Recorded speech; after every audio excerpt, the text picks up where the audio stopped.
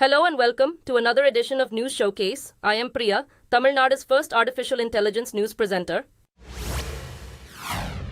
The southwest monsoon has arrived in southern Kerala state and moved into the northeast. The weather office predicted the monsoon would hit the region on May 31st. Kerala has seen excessive rainfall during May after the recent showers. In the northeastern parts of India, the monsoon season typically begins on June 5th. Scientists said the monsoonal flow was drawn to the Bay of Bengal by cyclone Rimal, which tore through West Bengal and Bangladesh on Sunday. With 52% of the net cultivated area in India depending on the monsoon, it is essential to the country's agricultural environment. In addition to being vital for the nation's electricity generation, it is also vital for refilling reservoirs that are essential for drinking water. A hospital in Delhi has reported the city's first death related to heat. A report said a 40-year-old man died at the Ram Manohar Lohia hospital after he suffered a heat stroke. Doctors said the man's home did not have a cooler or a fan, and his body temperature surged before he was admitted. On Wednesday, the temperature in Delhi crossed 52 degrees Celsius, as some reports said it was the highest ever recorded.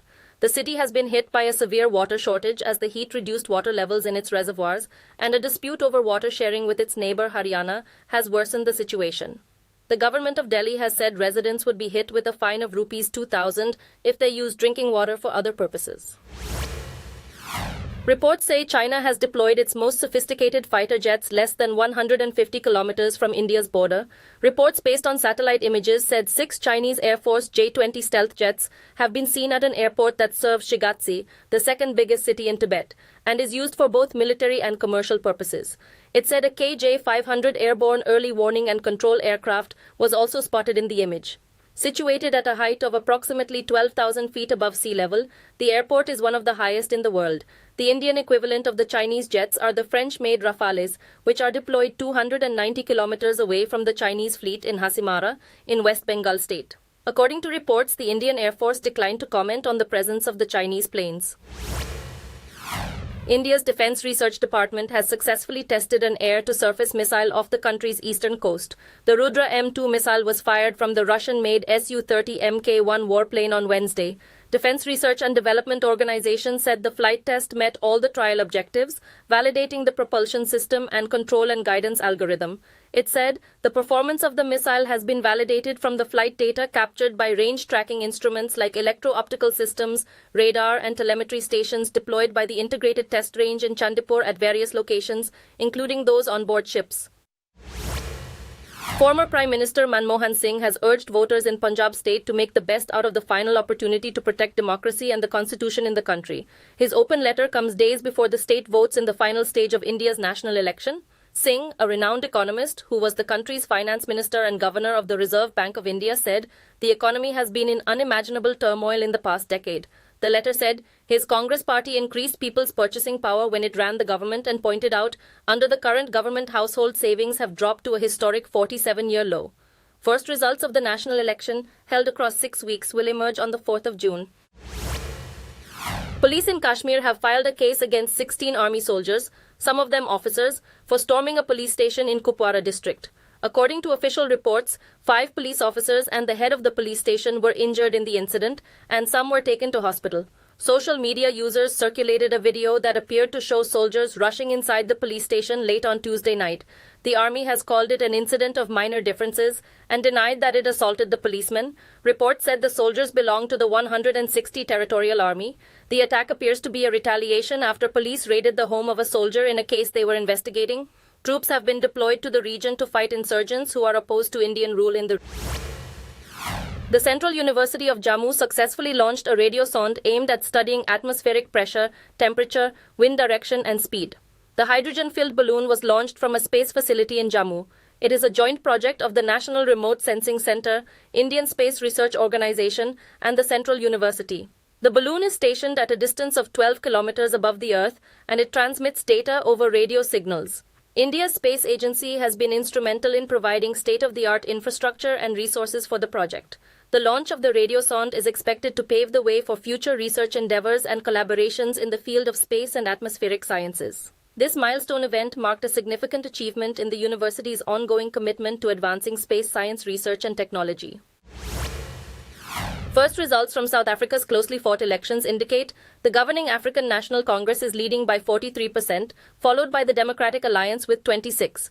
The trends emerged after votes were counted in 14% of the voting districts. The other two prominent political outfits, the EFF and the MK party of ex-President Jacob Zuma, had acquired 8% each.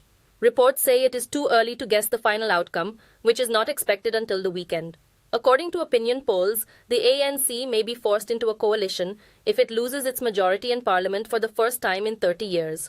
Reports say people are angry with the ANC over high rates of crime, corruption, and unemployment in the country.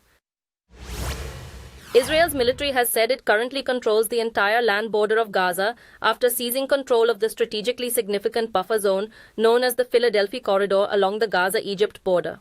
A spokesman said approximately 20 tunnels used by Hamas to smuggle weapons into Gaza have been discovered. According to sources cited by Egyptian TV, Israel is attempting to defend its military operation in the southern Gaza city of Rafah.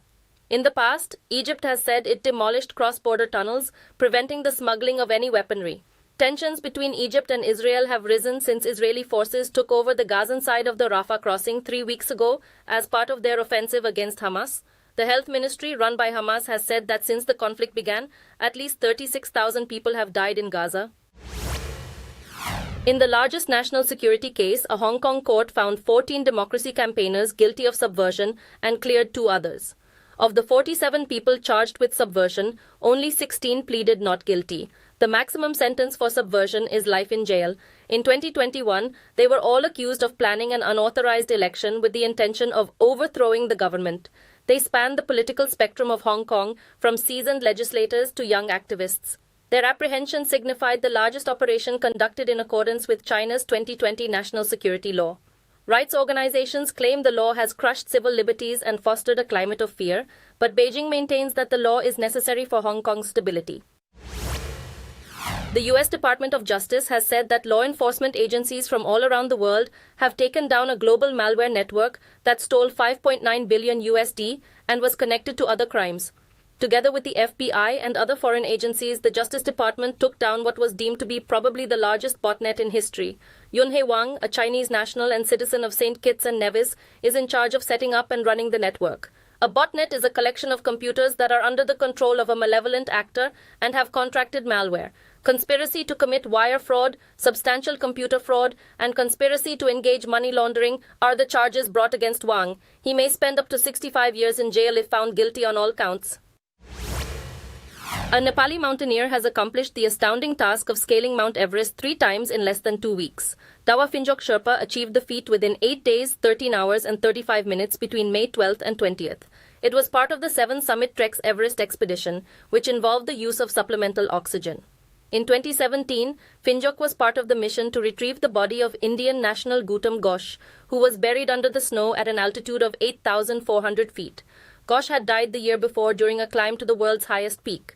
With the climbing season for the year wrapping up, Dawa is planning some rest before resuming his adventure around May next year.